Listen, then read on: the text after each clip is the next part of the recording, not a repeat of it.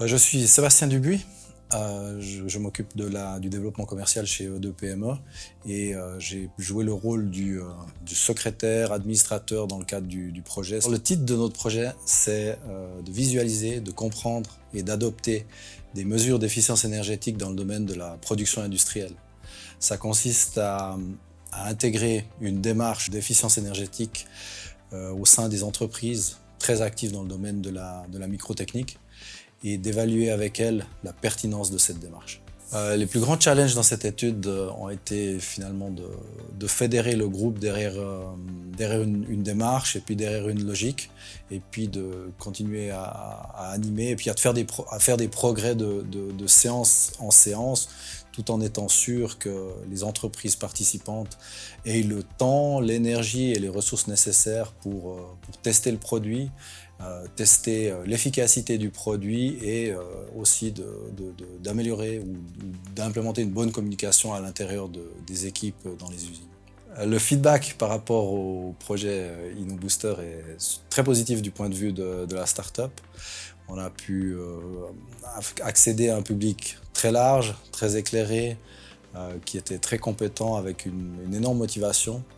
J'ai surtout beaucoup apprécié le pragmatisme du projet où on a pu rapidement se mettre dans le bain à la suite d'une évaluation d'objectifs qui s'est faite rapidement. Je m'appelle Jérémy Diboine, je suis ingénieur recherche et développement à Sinova SA. On est une entreprise qui fabrique des machines de découpe laser. Et pour nous, la solution E2 PME, c'est un bon moyen de mesurer la consommation énergétique des machines pour ensuite pouvoir le communiquer aux clients, ce qui est important en termes de coûts opérationnels. Le projet Microtech nous a beaucoup aidé de ce côté-là, puisqu'en tant que fabricant de machines, le poste énergie n'est pas forcément le plus prépondérant. Et donc, le projet Microtech nous a aidé à faire passer la solution sous forme de projet et donc à commencer les premiers tests et l'acceptation de la solution. Je suis Marc Tosetti, ingénieur chef de projet chez Straumann Villeray SA, site de production d'implants dentaires dans le Jura bernois. Nous sommes donc un site de fabrication pour qui la consommation énergétique des machines n'était pas vraiment un problème jusqu'au problème qu'on connaît tous depuis quelques mois. Et la solution E2 PME et le projet du booster a offert des solutions intéressantes pour pouvoir chiffrer finalement ces consommations et aussi identifier des pertes et donc des gisements d'économie. Le chiffrage des économies d'énergie possibles est très important dans un but de pérennité de l'entreprise quand on parle de couper l'alimentation. Dans un site de production, évidemment, ça se chiffre en perte nette assez vite, très importante. Je suis Gabriel Porret, étudiant en ingénieur en énergie. Je suis en stage chez Louis Pellet. À chaque nouvelle APE, action de performance énergétique, nous venons modifier quelque chose sur la machine, que ce soit la machine en elle-même ou le process. Et cela peut engendrer un risque justement sur la production.